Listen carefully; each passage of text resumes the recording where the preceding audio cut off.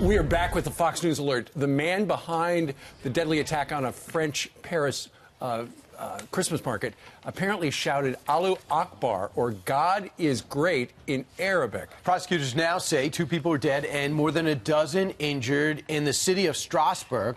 5 people are now detained as hundreds of officers are searching for the suspected terrorist who was known to police, allegedly got away in a taxi. Right now, police are stopping and they're searching cars at the border between Germany and France. So that's the latest. Let's bring in Mike Pompeo, the U.S. Secretary of State. Thank you so much for being here with us. Ames, it's great to be with you all. We have so many topics to get through with you. First of all, what's your reaction to this?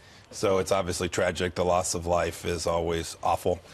But these risks of terror, we all need to be mindful. They're everywhere. Europe has got an enormous challenge. The United States tries our best to help them. We try to keep Americans safe when they're traveling over this holiday season. This was a Christmas market. This appears to have been attacked because it was a Christmas market, although the facts are still developing. These are real risks all around the world, and we must always be mindful that America has a big role in preventing terror around the world. Killed? It appears there were no Americans killed or injured, but we still don't have all the facts just yet. Sure. Apparently, he was on a terror watch list. The police were going to arrest him before he started shooting, got to his house, and he wasn't there, so they were unable to arrest him. He was on a terror watch list, though, and we had an expert on this morning about an hour ago who said, why have terror watch lists if we can't keep an eye on people? Yeah, Steve, this is an enormous challenge. We have this problem here in the United States as well. Lots of folks that we're watching we think are at risk. We try to monitor, but the numbers are so big. It's why, frankly, border security matters, too. These are related issues in the sense of we need to know who's coming in and out of our country, so there are fewer people that the FBI and sheriff's offices in Kansas and places like that have to monitor and watch. Every time we add to people here who have the risk of becoming radicalized, we increase the risk to American citizens. Yeah, I know you're in contact as we switch over to immigration with the new president of Mexico, and I know you're going to be heading there shortly. What is their role, do you think, on their southern border to protect our southern border? Do you see that do they see an urgency now that perhaps they haven't sensed before? The incoming administration's been great. They've now been in power for less than 2 weeks.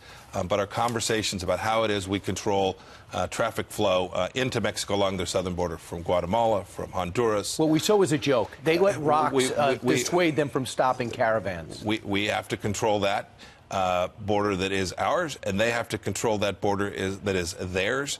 And we're happy to support them. We're happy to try and do the things we can do to help them. But this is a real national security issue for the United States of America, so it shouldn't surprise you that the State Department is involved in trying to make sure that we do what the president has said, which is to have control over our southern border. Well, the president yesterday, I'm sure you saw the president's contentious meeting in the Oval Office with Nancy Pelosi and Chuck Schumer. They said we don't need the wall. The president said, I'm willing to shut down the government over this wall thing. What do you say? You used to be in Congress. Yeah. The Democrats have been all over on this issue when I was a member of Congress. Now I try to step away from the domestic U.S. politics, but this much is sure. We have to have the capacity to control entry into our country everywhere through our airports and ports, but most importantly today at the southern border, and a wall is a vital component of that. Nancy Pelosi said yesterday we don't need it. Experts say we don't need it. We should build it out. We should do all the things we need to do to control the flow of people into our country in a way that is lawful only. Mr. Secretary, there's no doubt about it. If most of the people coming here illegally are not Mexicans, OTMs. So if Mexico sees the same problem, is there a chance they'll pay for this wall? Have you had initial conversations about this? So we're working in the State Department on lots of issues not directly related to the wall. There are lots of things the Mexican government can do to discourage this transit from these 3 Northern Triangle countries. And I think back to my time in Kansas. There's a big highway that runs out of Mexico. We used to have a lot of illegal traffic come up that very highway. There are many components to this. A border wall and a security system is certainly one of them.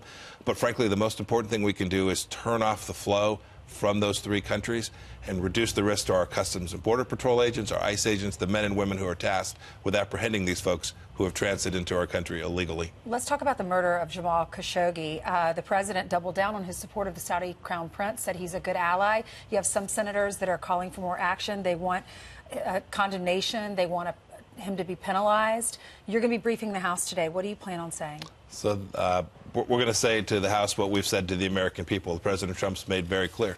The murder of Jamal Khashoggi was a tragic incident. It was heinous. It's not something that America approves of.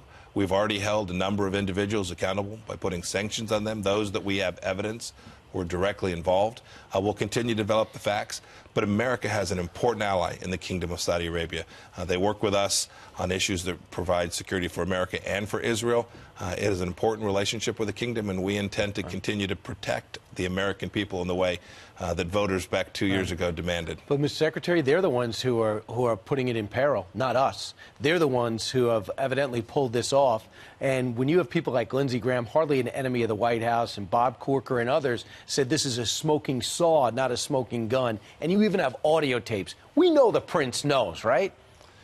You know, you looked him in the eye. You know that he knows. I've spoken to the King Salman. I've spoken to the Crown Prince a number of times since the murder of Jamal Khashoggi. And it is absolutely America's intent to hold everyone accountable who was responsible for this. So that's yes? When you looked him in the eye and he denied it, did you believe him? The Kingdom of Saudi Arabia decides who's running the country. I think this is what the president said yesterday. We are working closely with the kingdom to make sure that America is protected. What's your response? That's our interest there. The CIA says that they're highly confident that the Saudi Crown Prince did order the murder of Khashoggi. Yeah, some of the reporting that you've seen on that has been inaccurate. Is that inaccurate? Look, we all know that they're still working on this. This is still a developing set of facts with respect to the murder of Jamal Khashoggi. The intelligence community is working diligently on that.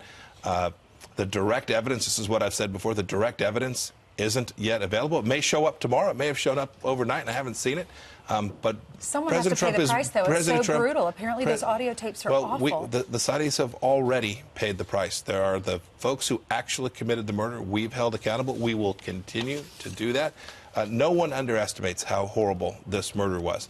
But remember, Iran is running rampant throughout the Middle East.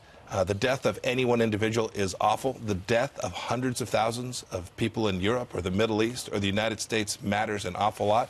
And President Trump is committed to protecting America. Well, it's a big story. That's why Time Magazine made murdered journalists the cover story for Man of the Year, People of the Year. Let's talk a little bit about China.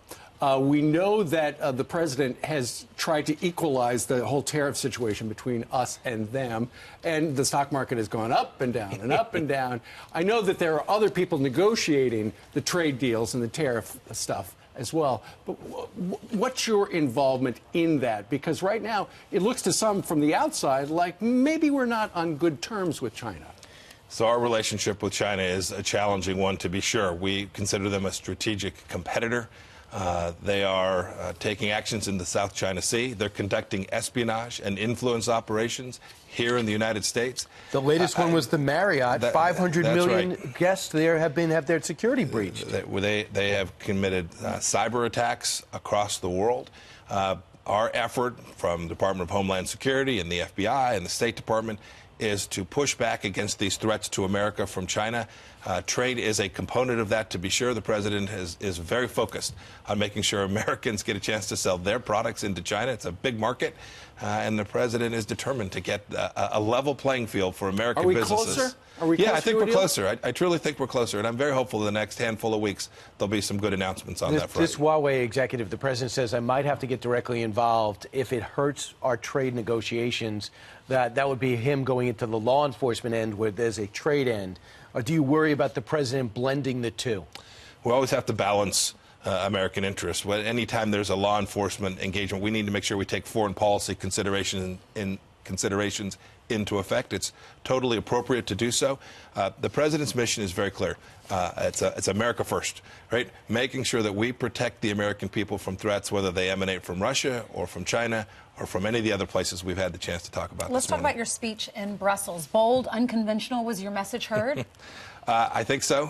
We've gotten lots of feedback from it, to be sure. Such as? I'm not sure unconventional is accurate, but we told hard truths about the things that America intends to do. There's this notion somehow that we've withdrawn from American leadership and nothing could be further from the truth. President Trump has boldly reasserted American leadership. But where organizations that no longer function in the way they should have, right? If there's inadequate burden sharing at NATO, if the UN is acting in a way that is against Israel, we're going to call it out in this administration. But the world doesn't like the whole America first message. They like the world first. Yeah, we're committed to leading in America. We want them to assert their own sovereignty as well. We want those leaders of their countries to protect their people, too, and we think together that will create peace and prosperity for the world. You're the chief diplomat, but it's obviously the thuggish behavior of the Russians with the Ukrainians taking 3 ships and 24 sailors. Nothing's budged. What could we actually do in coordination with defense to stop the aggression from Georgia to the Ukraine? It's not ceasing, and bombers now in Venezuela. Yep. How urgent is this, and how can an economy that's shrinking like this act as boldly as that? You know, sometimes the last act doesn't appear to be the last act, and deterrence is just on the horizon. We have pushed back against Russia in serious ways. We've provided defensive weapon systems for the Ukrainians to defend their own country. We've sanctioned more Russians than any administration in recent history. This administration's been very serious. We've obviously seen these incidents in the Kerch Strait, and we're working with our European partners for whom this is in their backyard and presents a real short-term risk to make sure they understand the importance of protecting that waterway and pushing back against the Russians in a way that that actually leads to deterrence from this kind of aggression from Vladimir Putin. Well, Mr. Secretary, we know you've been doing a lot of traveling all over the world since you got the job. Thanks for dropping by the couch. It's great to be with you all. Brian, wonderful to see you too, sir. Congratulations on everything. And Merry Christmas. Thank you. Merry Christmas, Steve.